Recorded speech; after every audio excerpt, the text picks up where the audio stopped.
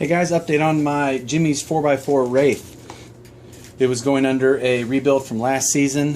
If you didn't watch any of the previous videos, this will get you caught up. I cut off the rear suspension, cut off the front suspension, servo mount, everything from there, and fabricated some new sheet metal style shock mounts in the rear, as well as a whole new front shock mount, steering servo, and winch mount for the front.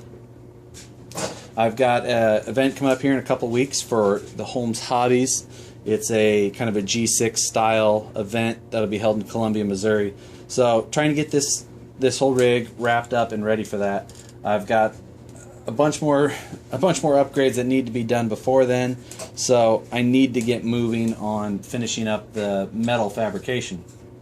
I didn't finish painting the top of the cage because I do need to make a light bar mount for the new VP rigid 4-inch light bar that I'll be installing on here.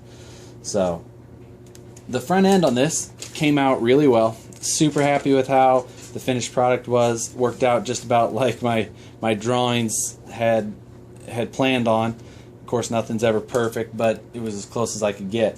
So I designed this new front shock cross member that integrates the shock mounts and ties down into the frame. Also, the big advantage was that I was able to fit this new TziWorld winch up in the front. It really squeezes everything up in a tight package up there.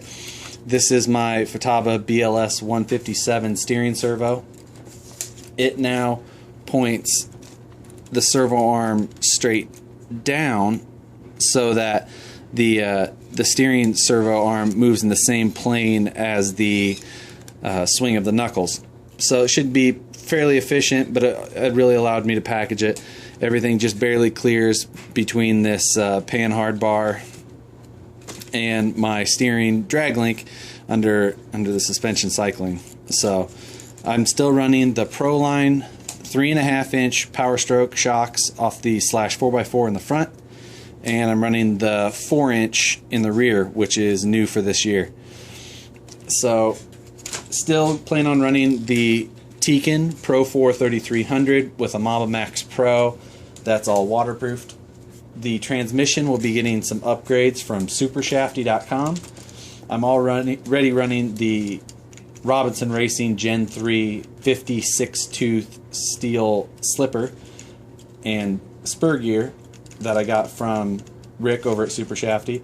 To do that, I'm running his top shaft, and I'll also be going to his new beefy motor mount, which also incorporates this the mounting holes for the spur gear cover. So I'll probably be going back to running a spur gear cover just to help keep down some noise and things like that. Beyond that, I need to just get the interior and everything back installed, figure out exactly how I want to clean that up. I'll probably buy a new interior pan, buy a new skid plate. This one's getting pretty beat up finally. A couple of other things I'm looking at doing are a new transmission case from VP and some extended outputs from Rick at Super Shafty as well, just to do the last few steps and just making sure this thing is fully bulletproof.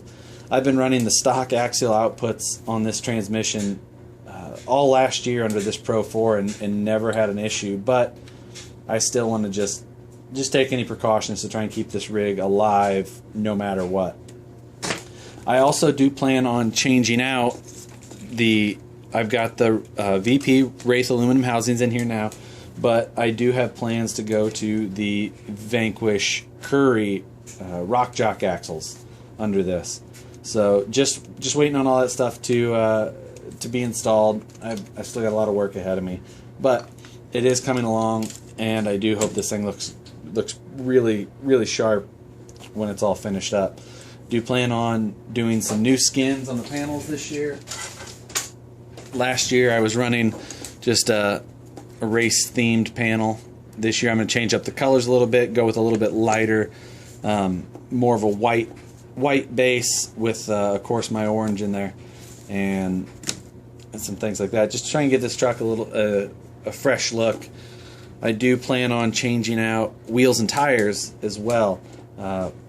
looking at maybe the new KMC Enduros that Vanquish came out with. And for tires, I might go to the Pit Bulls, or I might try the new BF Goodrich crawlers that Axial's going to put out in the 5.5 inch height. We'll see how everything looks, and we'll see when Axial gets those released.